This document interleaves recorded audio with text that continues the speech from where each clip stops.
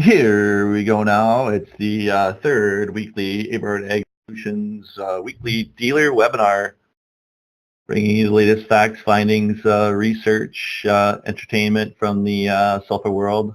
And today is going to be a good one because I've got none other than Elston Solberg as my special guest. Good morning, Elston. Hey, good morning, everybody. I'm here all the way from Spokane, Washington, sitting in Gary Wagner's shop. Gary Wagner's shop. There's probably a story there. Well, yeah, there is, but not for today. We can expect a slight delay in Elston's audio because it's very early in the morning, and plus he's beaming to us via satellite. As always, you can text your questions to 573-2069 in the Manitoba area code. Today we're going to talk, of course, about safety first and a little bit update on the scoreboard, some logistics. And we have some cool things to talk about in terms of particle size with the product. I think that's been pertinent lately based on some talk in the agronomic community.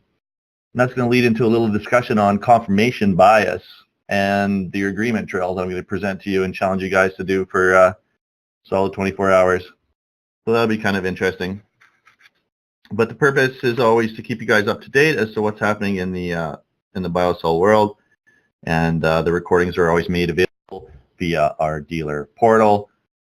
And if you spend some time going through there, when you get a free moment, you'll find that you get a really good feel for our business as a dealer and a reseller and marketer and spreader and handler of biosol. So with our tradition, we like to start off every meeting with safety first.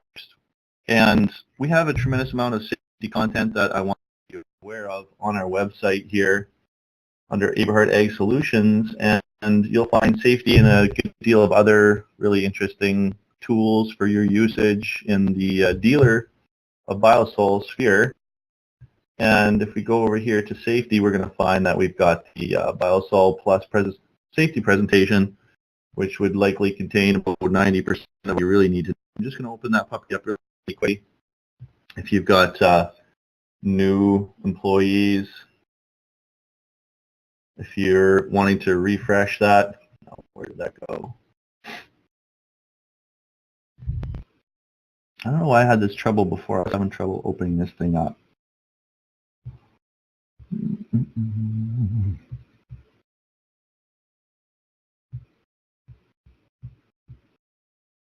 Let's see what I can do here.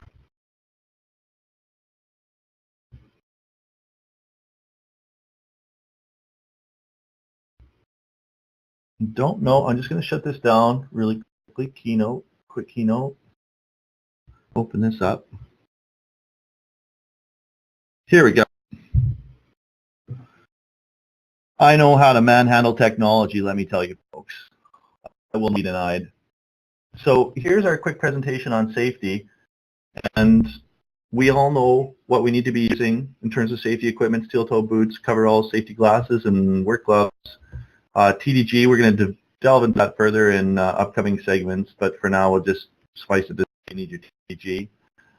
When handling this product, I'd always suggest that you guys communicate with truckers that are coming your way on where to put the product. And there's a few different things that we'll talk about in upcoming segments about that will enhance your understanding of that. But the big thing is to watch for a fire whenever you're around the product. And we want to maintain our equipment, keep it clean. We want to weld in a well-ventilated area. We've tested this theory on Aberhart Farms that gas will hurt your lungs. And keep the proper PPE on. Really, when it comes to fire, the small fires can be extinguished easily by smothering the flame with additional product. The larger fires, you want to look at having a light water fogger. Keep a water bottle with spray wand and nozzle by. And one way to kill a fire is the slow burning fires, of course, to smother it, remain upwind all the time, and watch the SO2. That is the major concern with the fire. And in general, the fire will just sort of have a burnt marshmallow effect where the outside will burn and not necessarily the entire pile. but we just want to make sure we stay aware of that. Keep the stuff out of your eyes. That's huge. Keep a water bottle handy to wash out your eyes. And the challenge with this stuff is that if you do get into your eyes, you may not experience the pain later until it converts to sulfuric acid. So we don't want to inhale it. If you're operating in windy conditions, you might want to wear a dust mask. Do not eat the product and watch for skin rashes and whatnot. So that's a little thing that can give you a good feel for the overview. If you're new,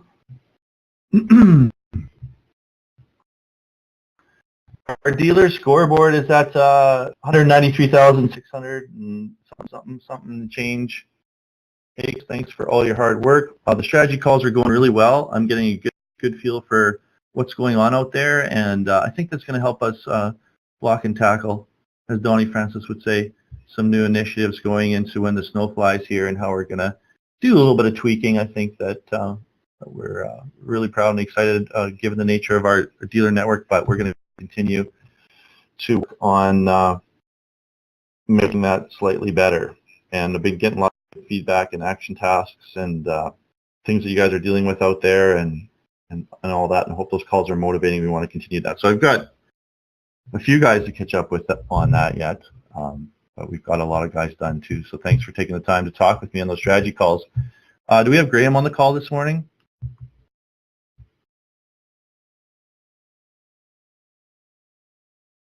Graham is not on the call. I don't see anybody from Regina. So in terms of logistics, we are pulling out of Regina. I think Acme's been slowed down a little bit, but right now the major products coming out of Regina. And I was talking to a dealer yesterday who was telling me that a little tip is to definitely talk to the truckers and have them dump one of the side dumps and then back up in such a way that they can put the pile one on top of each other, because otherwise, if you don't inform the truckers, one of the things they saw is extremely long line of product that's spread over likely a much larger area than is required.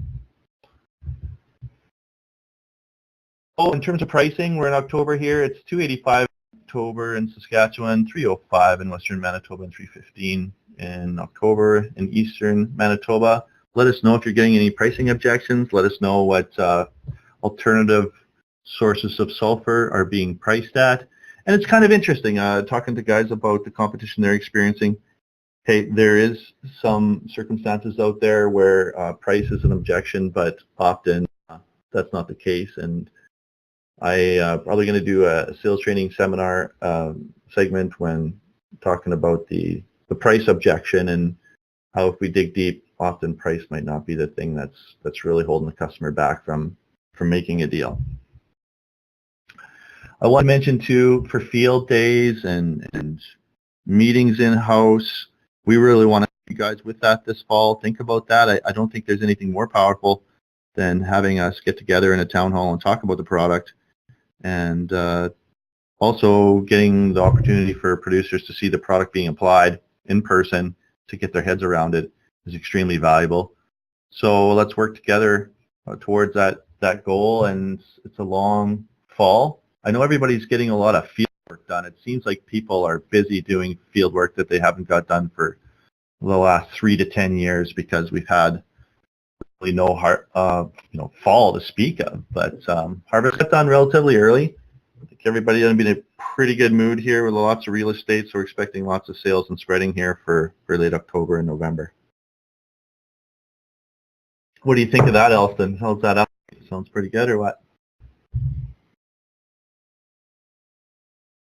Looking pretty chubby. Looking pretty chubby. Oh man, this is like before and after pictures. We should superimpose your new slim form onto this. Yeah. Send me an updated photo with you in that exact position with your thumbs up. Photoshop me. We'll Photoshop it on Fiverr.com. There you go. Yeah, I don't know. I think you're so handsome. I don't know that. I think you're good. Now let's open up your So what are you going to be talking to us about today, Elson? I can't wait for this. Well, this morning, Dano, I'm going to be talking a little bit about some of the negative information that's rolling around out there, and just want to get back to some of the key items that make Biosol Premium Plus such an awesome product, and that is particle size. We did some particle size stuff, and then I want to finish off briefly on bias, the different forms of bias, and how every one of us on this call have our various and sundry biases. And within the industry, there's a tremendous amount of bias for whatever reason, and part of the negative information that's being circulated right now by three fairly prominent agronomists is partly bias and partly the fact that the folks on the call are eating their lunch, and there's the lunch. And so at the end of the day, a lot of this negativity, which is extremely biased, in my opinion, if you can hit it again, is basically is partly about new product, this new concept, this new delivery system, this new everything is eating some folks' lunch. I didn't know there was going to be, violence on the call this morning. Well, squirrels eating the pigeon's lunch, or vice versa. I don't know. Well, the animal kingdom is cruel. It's just no quarter. It is indeed. It is indeed. And if those were humans, this would be very politically incorrect, unless it's borderline politically incorrect as it is. Yeah, well, if it was Antifa and somebody else, it would probably be cool. So, anyway, let's move on with it. This document's been circulating recently, and basically the bias involved in this document is that it's focused in on one component of Biosol, and of course that's the larger particles. And as we all know, over the course of the last 3 years, the percentage of those larger particles is declining and will continue to decline as the production facilities bring on new pieces of equipment and get the system streamlined and stuff. But the inference from this particular document is that Biosol is essentially large particles, and we all know in the elemental sulfur world that the thing that governs the conversion of elemental sulfur to sulfate is particle size, and more importantly, dispersion of those particles, so that we can optimize surface area contact with the soil, so that the most organisms possible can begin to break down the elemental, no matter what product. And because we're broadcasting, and again, we've only known this since about 1982, so it's not exactly new information. Broadcasting it is the optimal way to do that. It exposes maximum amount of elemental sulfur surface area to the soil, to the organisms, and the conversion process begins immediately with all size fractions. So it occurred to me that I hadn't done a recent in-depth particle size analysis, and quite frankly, this particular piece of information that's going out to a number of agronomists pissed me off, and so I redid some particle size sieving tests, and I revisited some very detailed work that we did a couple of years ago, and this is what I found. Within Biosol, and I should start out by saying that the samples I tested are about 1.5 years old, and so I've got some new samples coming in, which I'll retest, and I'll share that information once I have it. But this is what I got from a 1.5 year old sample. In that sample, there is a chunk that's less than 250 microns. If you click it again, I think the number that will come up is 11%. So within that, the very small particle size fraction, 11% is found within that sample of Biosol from about 1.5 years, and then 1.5 years ago. And then as we go up the particle size ladder, there's 18% in the next fraction, 16, 14, 13, 16, and 12. And as I mentioned earlier, over the last couple of years, the larger particle sizes are declining. And depending on how you look at it, that's a good thing, or if you're looking for longevity, it might not be. What I did was I took a little model that I kind of stole off the internet and modified a little bit, and I calculated the surface area, the particle surface area associated with each one of those fractions. So in other words, if there's 8 gazillion particles in that smallest size fraction, I made some assumptions and calculated the surface area associated with each one of those particles, and then I summed it up to be expressed in the number of square feet per application. So 220 pounds of biosols going on. There's 0.22% of that is less than 1 micron, and that's incredibly small. I calculated the square feet of available elemental sulfur surface area for oxidation or conversion to sulfate, and there's the numbers. So then I went further and calculated the relative short-term sulfate supplying power of those different fractions. And I think there's some really good stuff here, because if you add up the total amount of square feet of available elemental sulfur for conversion, it's just under 1 square foot per square foot of an acre, if that makes sense. So in other words, we're putting on just about 1 square foot of elemental sulfur surface area on every square foot of land in an acre out there. And when we look at the particle sizes and the number of square feet that they're supplying, you can see that, once again, like we've been saying for a long time, the smaller the particle, as long as it's well dispersed, the more rapid the conversion. As the particle sizes increase, the rate of conversion slows down, and I think this evidence would help you guys counter a grower or an agronomist saying that, there's only big chunks and blah, blah, blah. I hope that this is useful. I just kind of got it all figured out yesterday and slammed it together for today's talk. So main point here is we've got even distribution, fairly even distribution of different particle size fractions, from very small, very quick, to quite large and very slow, and everything in between.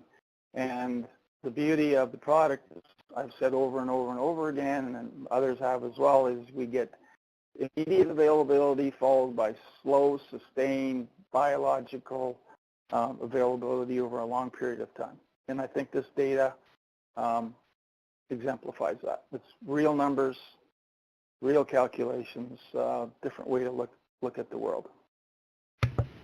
Next, Daniel. I hope that makes sense for everybody. That's a really interesting simplified factoid. You're saying there's 1 square foot of surface area of elemental applied at the rates that we're applying for every acre of crop that we apply. Yeah, not quite, but just about. So there's 1 square foot of available particle size, particle surface area for oxidation per square foot that's applied to, right? So you're getting about 1 square foot for every square foot. Not quite, but close. So then the next piece in this document talks about, it's probably research that I actually was involved in from 1978 when I was doing my master's degree. And I mean, newsflash, small particles convert more quickly than big particles if they're dispersed properly. So, I mean, there's thousands of graphs like this all around the world. We've only known this for, I don't know, well, since 1978 in this case, but actually much longer than that in the past. And so the trouble is with a lot of this old research is that we necessarily didn't take into account that the bentonitic sulfur Tiger 90, Keg River, Montana 90 needed to be handled a little bit differently than either the sulfate or the finely powdered material, which was in all cases broadcast. And so I don't know how this helps other than it just regurgitates stuff that we've known for a long, long time. And even the author says that this isn't new. So farmer's going to look at this and go, oh my God. The first piece of information I got is that Biosol is full of these big chunks. Oh, look at this graph. It won't be available, but I just showed you that 11% of it was in a fraction that's almost instantaneously available. And if you use 11% times 220, that's about 24 pounds of material in that very small fraction. And then everything goes up. And that's why we get very rapid responses, as many of you have experienced the last couple of years with Biosol. You've got something that's immediately available and progressively bigger particles that are more slowly available. Next, Daniel. And here, this graph, I'm not sure how this fits into the whole thing, except I think it's attacking our rate of application. And what the research is showing here is that as you increase the amount of material applied, so we're going from 200 parts per million, which translates to, in simple terms, 400 pounds, which is more than what we're applying.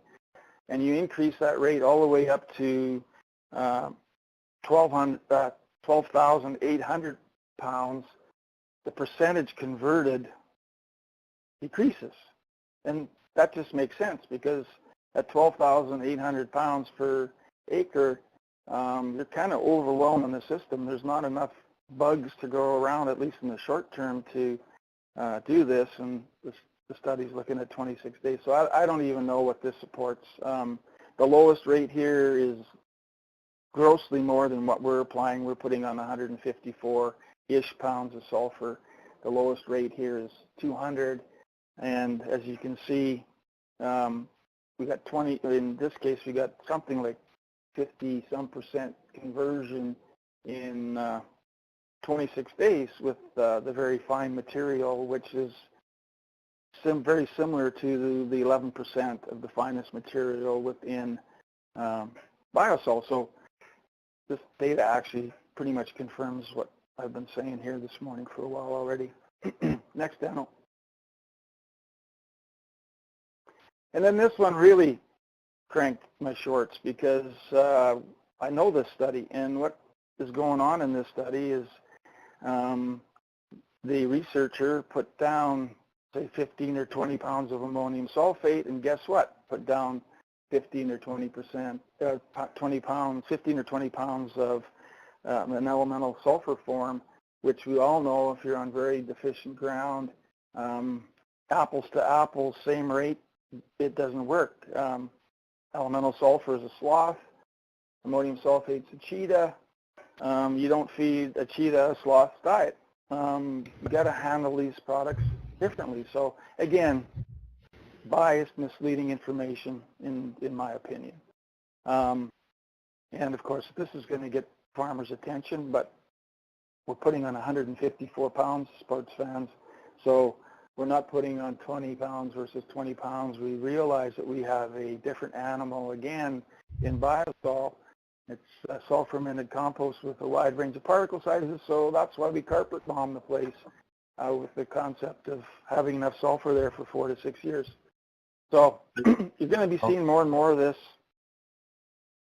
I think if I might interject, the scary part of this is that people have likely seen this in their own geography at some point 20 years ago when they took the wrong rates of elemental sulfur and put it in the wrong spot in the ground, and it was disastrous, and nobody's forgotten that since, and hence the fact that's being espoused in the agricultural community that elemental sulfur does not work.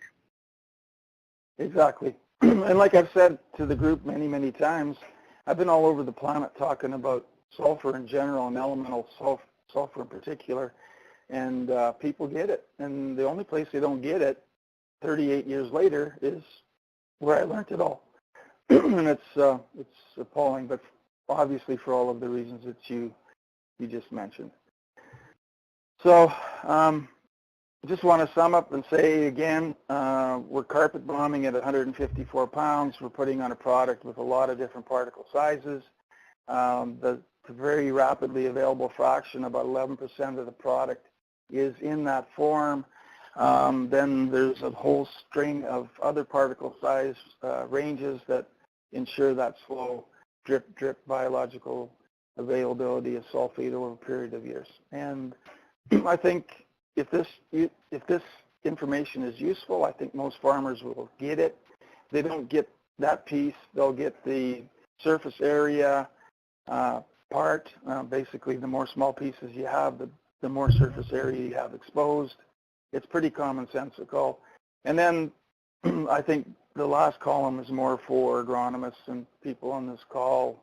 Some farmers would get it, but it's an attempt by myself to identify how rapidly the different size fractions will become available.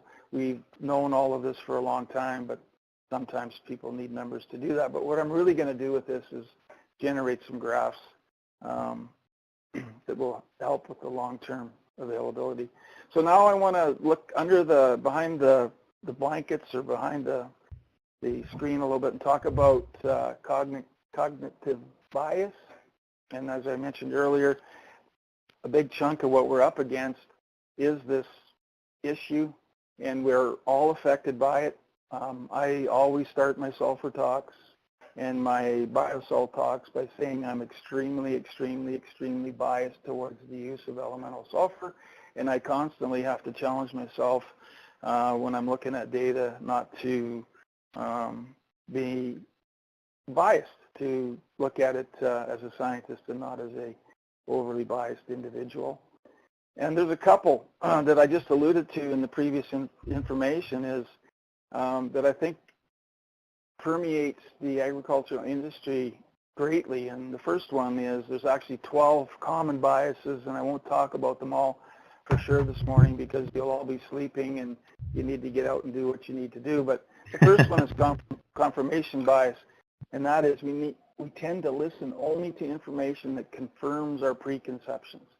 So as Dan mentioned earlier, if a farmer had a wreck using elemental sulfur 20 or 30 years ago because they did not understand, or the agronomist did not understand, that elemental sulfur is a sloth and ammonium sulfate is a cheetah, and they tried to treat both products like cheetahs, they'll remember that, and that they'll have a preconception, or the younger farmer will remember the father telling him that stay away from elemental sulfur because in 1973 I tried this stuff and it was a disaster. That's a pretty hard one to get over.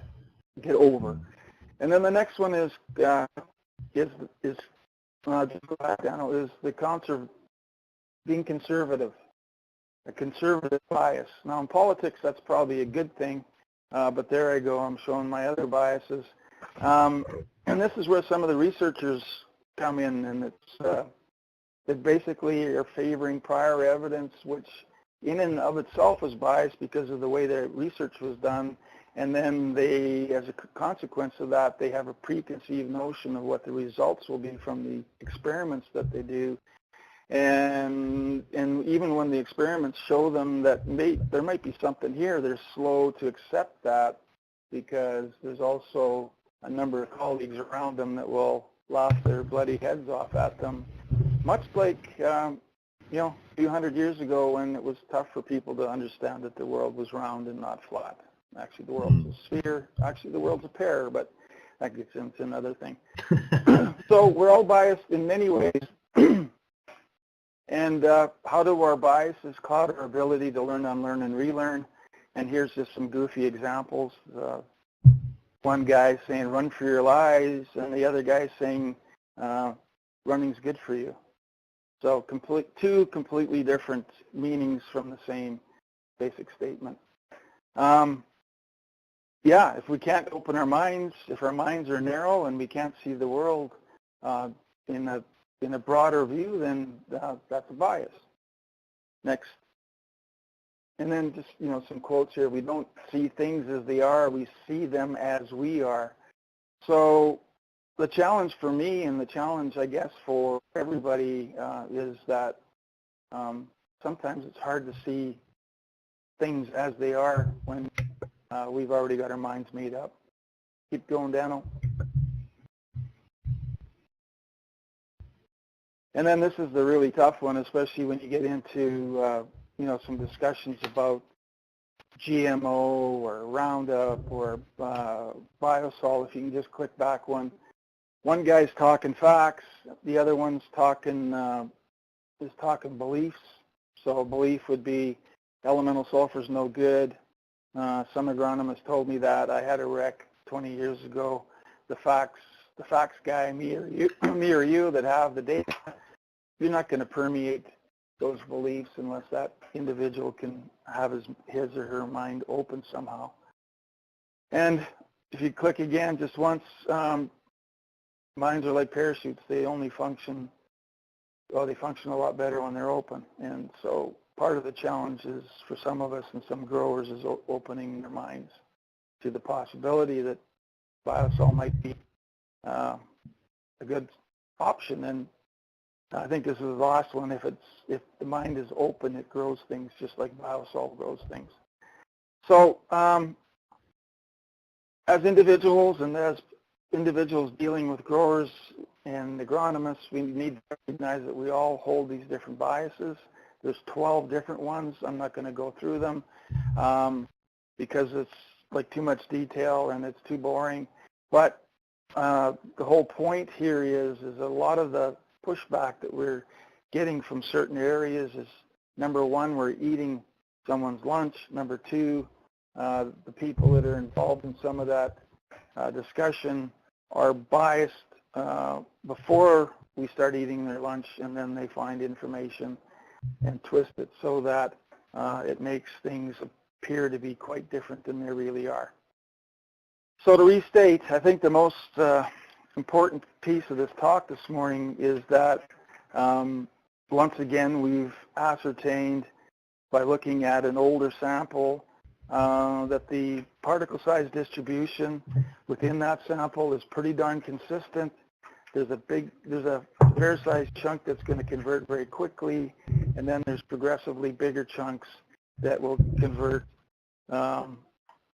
over a period of years. And the combination of the particle size distribution and the square feet of available surface area for oxidation may help in some cases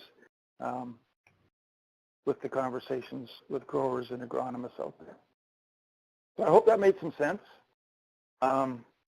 Absolutely. As I mentioned, I'm getting some more samples in, some newer samples in to run the same analysis on. I'm pretty confident, pretty biased that that the new samples will be shifted towards the smaller size particles. And I know, once again, with the equipment and the systems that are going to be in place, that will continue. So you can look forward to some more data, similar data, and some attempts at graphing release rates based on the data that I've generated here recently. So with that, thank you, Elton. Beautiful. I was thinking as you're talking there that there's an opportunity for us to bring this information to the general public in the form of a webinar. I was thinking that we should call it the S-Files. The S-Files. The truth is out there. And play the little theme, and we can Photoshop you into the S-Files photo with, maybe you could be with, what's her name there? Scully? Yeah, you read my, as long as I'm with the hot chick, that's good. Yeah.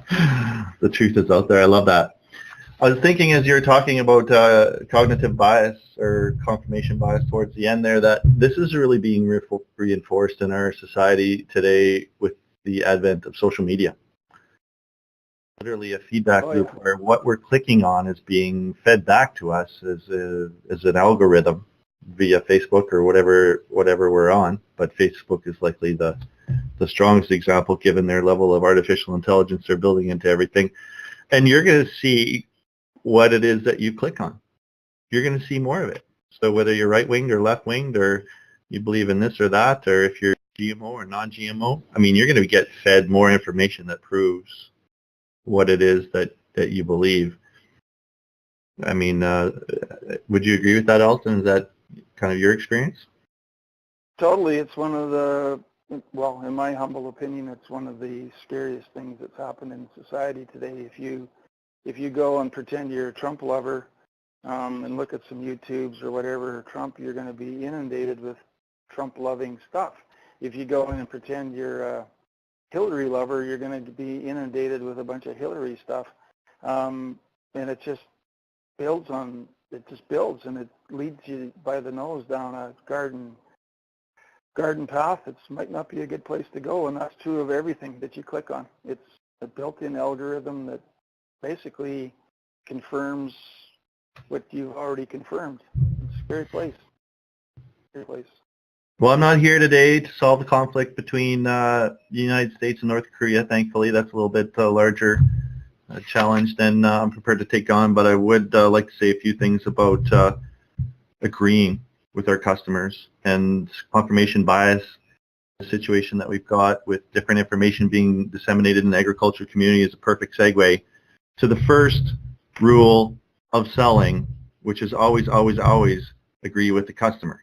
So when we see the scope of confirmation bias, especially here in our Western culture, where being right is such a powerful thing, everybody insists upon having, why would we, in the sale and at any point in the sale, disagree with a customer? Now, this is going to be a hard thing to maybe accept and internalize and act on long term, but I can guarantee you that if you can move towards this goal of more agreement, you're going to do far better in sales, because as soon as we take a standoff position with anybody on their beliefs, they're going to look for ways to reinforce that, and they're going to stand against you, and that does not lead to the sale. So that's why the most important, most basic, and most commonly violated rule in all of selling is this agreement rule.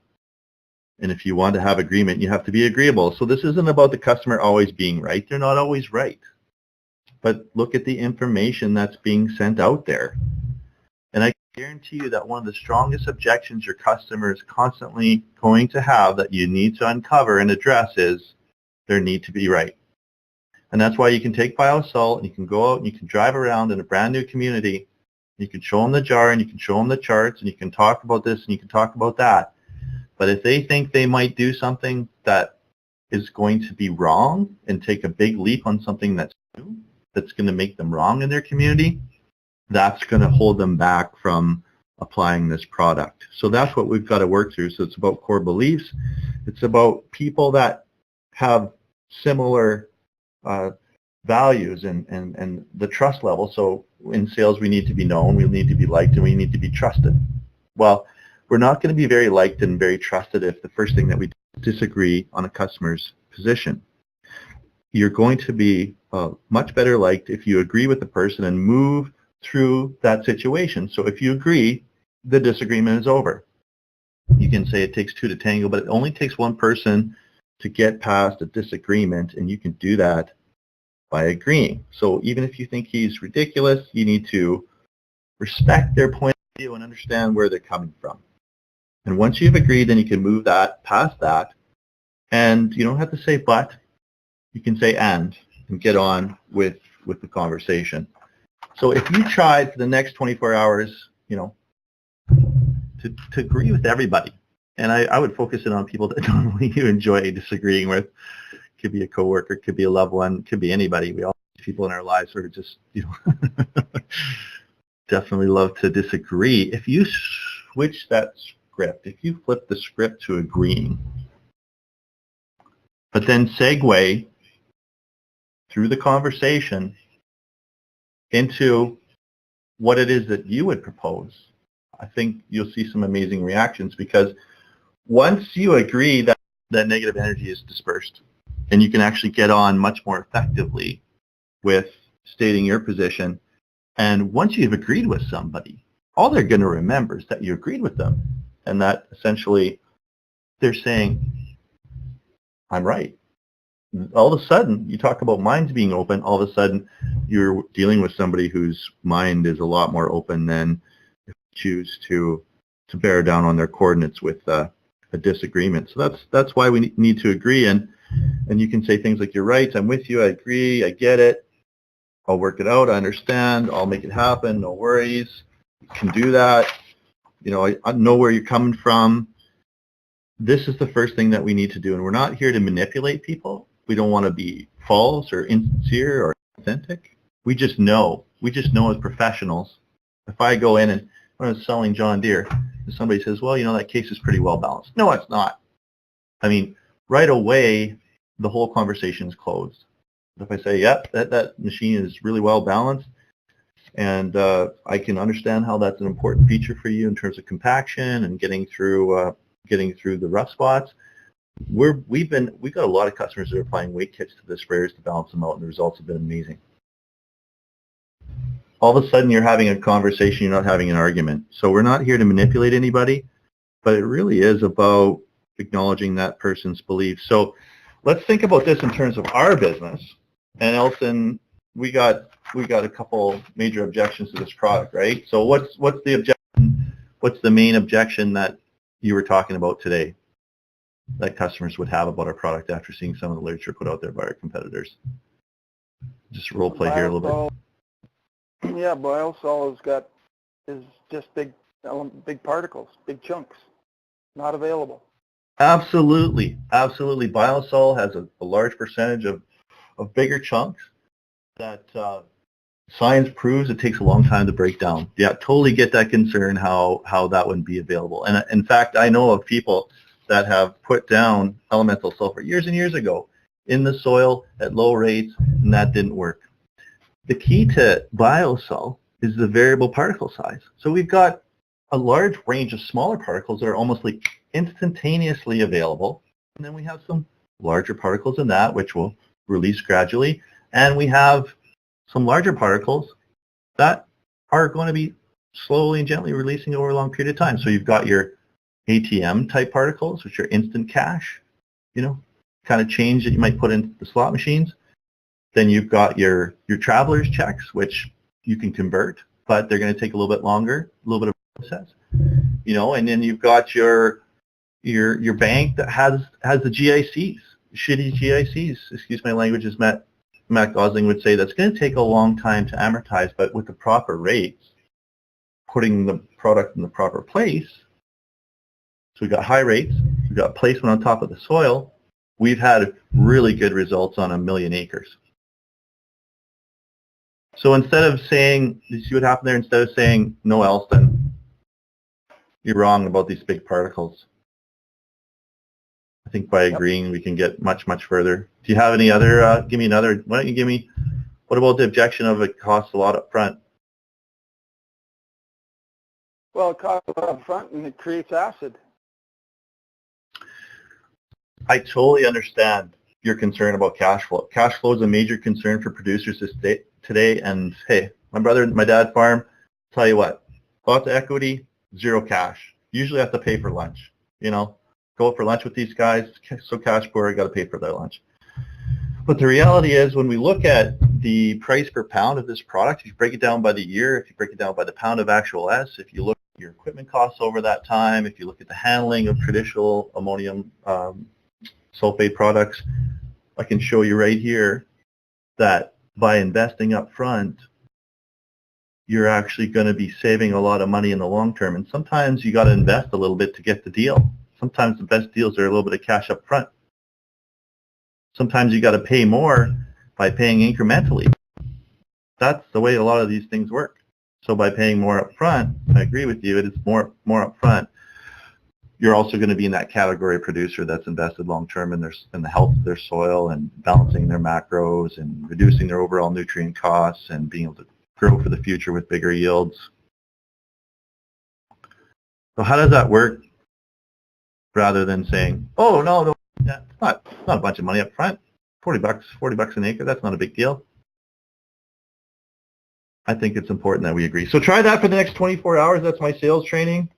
What do you think of that, Elson? Is that a good idea? Are you going to go and agree? Is there anybody in Spokane you can go outside now and agree with? Like maybe the guy whose grad you're in or whatever, if you're having breakfast with him, you just agree with him about you if he loves, maybe he loves Hillary Clinton and you don't? Yeah, no, I think the message is a good one. Good. Agreeing opens the door to a conversation. Disagreeing closes the door. That's what it boils down to. And it's always about the conversation. It doesn't matter what it is, right? So it's always about the conversation. Well, and the truth is that Elson and I are both relationship experts, so Yeah. take our advice. Take our advice.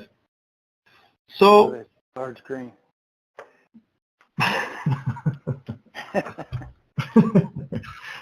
So that was fun. Thanks for coming on the call, Elson. It's super early for anybody who's worried about it being early in Saskatchewan. Krista was up at 4 and Elson was up at 3 and the rest of the world is still sleeping. It's dark outside. But good luck selling Biosol. Good luck spreading Biosol. Good luck at whatever else you're doing. And remember to agree with whoever you normally disagree with in the next 24 hours and see what kind of results you get. Hopefully it leads to more health, wealth, and happiness.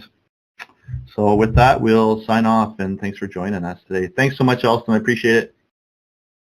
Thanks, everybody. Thanks, Dan, as usual.